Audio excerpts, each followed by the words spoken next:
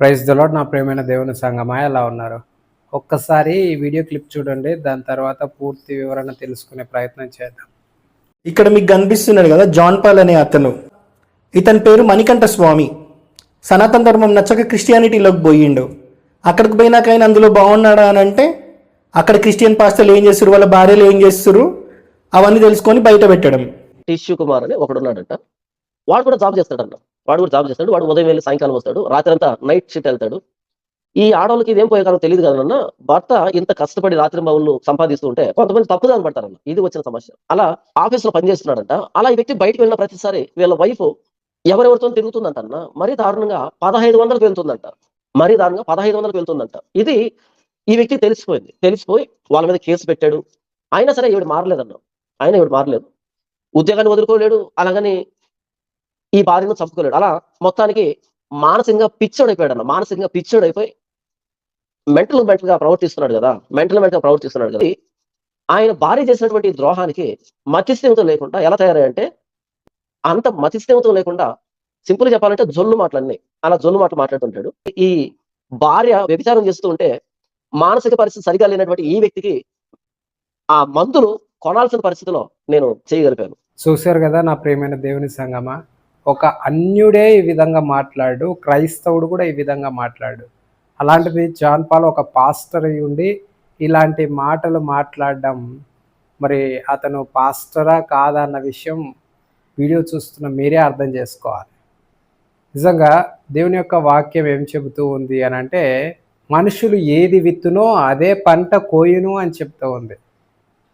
ఎవడు తవ్విన గుంటలో వాడే పడును అని చెప్పి దేవుని యొక్క వాక్యం చెబుతూ ఉంది. అలాగే నీ పాపమే నిన్ను పట్టుకొనును అని చెప్పి దేవుని యొక్క వాక్యము ఎంతో స్పష్టంగా చెబుతూ ఉంది. ఒక్కసారి ఈ వీడియో క్లిప్ కూడా చూడండి. కాబట్టి నేను ఇచ్చే సలహా ఏంటంటే, బెగ్గర్ బాను, తాగుడుబోతు బాను, పొద్దున తాగొద్దు. ఎందుకు ఆ రేంజ్ లో వస్తున్నావు తాగి? వీడు తాగి ఎవరినేమంటున్నాడో అర్థం కావట్లే. వీడు సోషల్ మీడియాలో ఉన్న ఎప్పుడన్నా నేను తాగుడుపోతాను. నా ఫ్యామిలీని రోడ్డు మీద పెట్టాడు. చూశారు కదా ఏం మాట్లాడుతూ ఉన్నాడు అంటే, మనుష్యుడు ఏమి విత్తునో అదే పంట కోయును అని చెప్పి దేవుని యొక్క వాక్యం ఎంతో స్పష్టంగా చెబుతూ ఉంది కదా.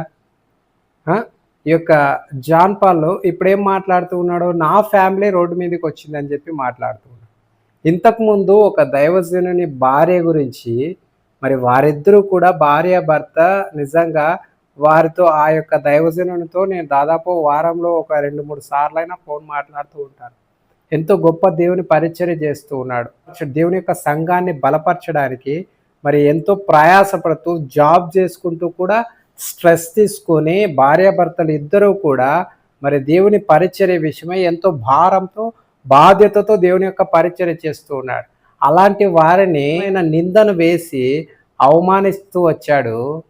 అలాగే ఇప్పుడు తను కూడా తన యొక్క ఫ్యామిలీ రోడ్డు పాలైందని చెప్పి మాట్లాడుతూ ఉన్నాడు. నిజంగా దేవుని యొక్క వాక్యం ఎంతో స్పష్టంగా జాన్ పాల్ విషయంలో నెరవేరిందని చెప్పుకోవాలి కదా మనం. మనుషుడు ఏది విత్తునో అదే పంట కోస్తాడు కదా. పాస్టర్ జాన్ పాల్ ఈ విధంగా మాట్లాడుతూ ఉన్నాడు కదా. 1500కి అతని పెళ్ళాం బయటికి వెళ్తుంది, వ్యభిచారం చేస్తుందని మాట్లాడుతూ ఉన్నాడే, అదే మాట నిన్ను మాట్లాడితే నువ్వు ఎలా తీసుకుంటావు పాస్టర్ జాన్ పాల్? ఒక్కసారి ఆలోచించే. అతను మాట్లాడలేక కాదు, కేవలం దేవుని యొక్క ప్రేమ అతన్ని ఆపివేస్తూ వచ్చింది. దేవుని యొక్క ప్రేమ అతన్ని ఆపివేస్తూ వచ్చింది. దాన్ని బట్టి తన నోటిని అతను కంట్రోల్ చేసుకోగలుగుతూ వచ్చాడు. కానీ తను కంట్రోల్ చేసుకున్నా కానీ తన దేవుడు ఖచ్చితంగా తనకు న్యాయం చేస్తాడు కదా. ఇక్కడ దేవుని యొక్క వాక్యము ఖచ్చితంగా నెరవేరుతూ వచ్చిందని చెప్పుకోవాలి కదా. మనుషుడు ఏమి విత్తునో అదే పంట కోస్తాడు. ఈరోజు నీ ఫ్యామిలీ, నీవే చెప్తూ ఉన్నాను, నా ఫ్యామిలీ రోడ్డుకు వచ్చేసింది, బజారున పడింది అని చెప్పి నువ్వే చెప్తూ ఉన్నావు కదా. ఒక్కసారి ఆలోచించు. మనము తవ్విన గుంటలో మనమే పడతామన్న విషయాన్ని మర్చిపోతూ వచ్చావా? ఈ వాక్యాలని చదవలేదా? నీ పాపము నిన్ను పట్టుకొను అన్న వాక్యం చదవలేదా? ఒక్కసారి ఆలోచించండి. కేవలం మనుషులు, అన్యజనుడు కూడా మాట్లాడాడు కదండి ఇలాంటి మాటలు. ఆ? ఒక క్రైస్తవుడు, సామాన్య క్రైస్తవుడు కూడా మాట్లాడాడు, సామాన్య విశ్వాసి కూడా మాట్లాడాడు. అలాంటి ఒక దైవజనుని స్థానంలో ఉండి, ఒక దైవజనుని స్థానంలో ఉండి దేవుని సంఘానికి వాక్యాన్ని బోధించే స్థానంలో ఉండి ఇలాంటి మాటలు మాట్లాడడం ఎంతవరకు కరెక్ట్? ఒక్కసారి నీ హృదయంలో నిన్ను ప్రశ్నించుకొని చూడు. నీకే అది కరెక్టా కాదా అనిపిస్తుంది కదా. నీ హృదయాన్ని అడుగు ఒక్కసారి, నేను మాట్లాడిన మాట కరెక్టా కాదా అని. నీకే అర్థమవుతుంది, నీకే అర్థమవుతుంది. నీ హృదయాన్ని అడిగి చూస్తే నీకే అర్థమవుతుంది. పరిశుద్ధాత్మ దేవుడు నీ హృదయంలో ఉంటాడు కదా. ఆ పరిశుద్ధాత్మ దేవుని స్వరం నీవు వింటూ ఉంటావు కదా.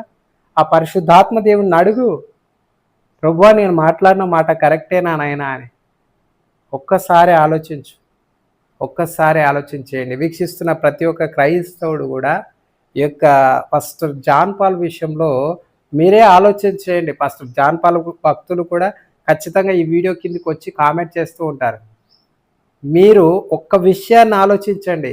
ఇతను పాస్టర్ అయితే, ఇతను దైవజనుడు అయితే, ఇతను సంఘంలో దేవుని యొక్క విశ్వాసులకు వాక్యాన్ని ప్రకటిస్తున్నటువంటి వ్యక్తి అయితే ఇలాంటి మాటలు మాట్లాడడం కరెక్టేనా కాదా అన్న విషయాన్ని మీరు ఆలోచించండి. విమర్శించడానికి కూడా ఒక హద్దంటూ ఉంది దేవుని యొక్క వాక్యానుసారంగా. దేవుని యొక్క వాక్యం ఎంత స్పష్టంగా చెబుతూ ఉంది, సద్విమర్శ చేయాలి. మనం విమర్శ చేస్తే అవతల వ్యక్తి దానిని అంగీకరించే విధంగా ఉండాలి. వాని యొక్క తప్పును సరిదిద్దుకొని దేవుని యొక్క వాక్యానుసారంగా ప్రవర్తించే విధంగా ఉండాలి మన విమర్శ. అంతేగాని వారి యొక్క జీవితాలను పాడు చేసుకొని దేవుని వాక్యానికి, దేవునికి దూరమైపోయే విధంగా ఉండకూడదు మన విమర్శ. హద్దులు దాటి మనం విమర్శ చేస్తే ఖచ్చితంగా అది మన యొక్క శిక్షకు మనల్ని దగ్గరికి చేరుస్తుంది.